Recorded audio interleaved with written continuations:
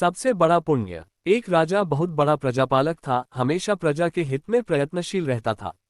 वह इतना कर्मठ था कि अपना सुख, ऐशो आराम सब छोड़कर सारा समय जनकल्याण में ही लगा देता था। यहाँ तक कि जो मोक्ष का साधन है अर्थात भगवत भजन, उसके लिए भी वह समय नहीं निकाल पाता था। एक सुबह राजा वन की तरफ भ्रमण करने के लिए जा रहा था कि उसे एक देव के दर्शन हुए।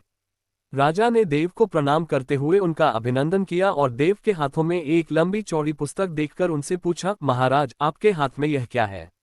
देव बोले, राजन, ये हमारा बहीखाता है जिसमें सभी भजन करने वालों के नाम हैं। राजा ने निराशायुक्त भाव से कहा, कृपया देखिए तो इस किताब में कहीं मेरा नाम भी है या नहीं। देव महाराज किताब का एक एक पृष्ठ उल्टने लगे, परंतु राजा का नाम कहीं भी नजर नहीं आया।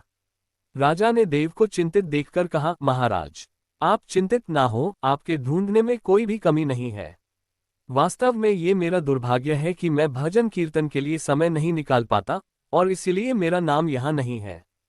उस दिन राजा के मन में आत्मग्लानि सी उत्पन्न हुई, लेकिन इसके बावजूद उन्होंने इसे नजरअंदाज कर दिया और पुनः परोपकार की भावना लिए दूसरों की सेवा करने में लग गए। कुछ दिन बाद राजा फिर सुबह वन की तरफ टहलने के लिए निकले तो उन्हें वही देव महाराज के दर्शन हुए। इस बार भी उनके हाथ में एक पुस्तक थी। इस पुस्तक के रंग और आकार में बहुत भेद था और यह पहली वाली से काफी छोटी भी थी। राजा ने फिर उन्हें प्रणाम करते हुए पूछा, महाराज आज कौन सा बहीखाता आपने हाथों में लिया हुआ है? देव ने कहा, राजन, आज के बहीखाते में उन लोगों का नाम लिखा है जो ईश्वर को सबसे अधिक प्रिय हैं। राजा ने कहा, कितने भाग्यशाली होंगे वे लोग, निश्चित ही वे दिन रात भगवत भजन में लीन रहते होंगे। क्या इस पुस्तक में कोई मेरे राज्य का भी नागरिक है?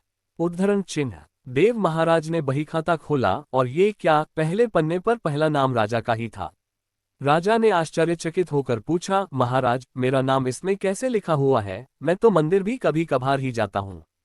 देव ने कहा, राजन इसमें आश्चर्य की क्या बात है? जो लोग निष्काम होकर संसार की सेवा करते हैं, जो लोग संसार के उपकार में अपना जीवन अर्पण करते हैं, जो लोग मुक्ति का लोभ भी त्याग कर प्रभु के निर्बल संतानों की सेवा सहायता में अपना योगदान देते हैं, उन त्यागी महापुरुषों का भजन स्वयं ईश्वर करता है। ऐ राजन, तू मत पछता कि तू पूजा पाठ नहीं करता, लोगों की सेवा कर, तू असल में भगवान की ही पूजा करता है। परोपकार और निस्वार्थ लोक सेवा किसी भी उपासना से बढ़कर है। देव ने वेदों का उदाहरण देते हुए कहा, कुर्वन् नैवेह कर्माणि जिजीविषेच्छ समाह एवान्त्वापनान्यतो अस्ति व कर्म लिप्यते नरे।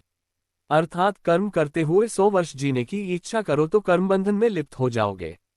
राजन, भगवान दीनदयालु हैं, उन्हें खुशामद नहीं भाती बल्कि आचरण भाता है। सच्ची भक्ति तो यही है कि परोपकार करो, दीन दुखियों का हित साधन करो। अनाथ, विधवा, किसान व निर्धन आज अत्याचारियों से सताए जाते हैं, इनकी यथाशक्ति सहायता और सेवा करो और यही परम भक्ति है। राजा को आज देव के माध्यम से बहुत बड़ा ज्ञान मिल चुका था और अब राजा भी समझ गया कि परोपकार से बड़ा कुछ भी नहीं और जो परोपकार करते हैं वही भगवान के सबसे प्रिय होते हैं। मित्रों, जो व्यक्ति निस्वार्थ भाव से लोगों की सेवा करने के लिए आगे आते हैं, परमात्मा हर समय उनके कल्याण के लिए यत्न करता है। हमारे पूर्वजों ने कहा भी है, परोपकाराय पुण्याय भवति, अर्थात दूसरों के लिए जीना, दूसरों की सेवा को ही पूजा समझकर कर्म करना, परोपकार के लिए अपने जीवन को सार्थक बनाना ही सबसे बड़ा पुण्य है। और जब आप भी ऐसा करेंगे तो स्वतः ही आप वही ईश्वर के प्रिय भक्तों में शामिल हो जाएंगे।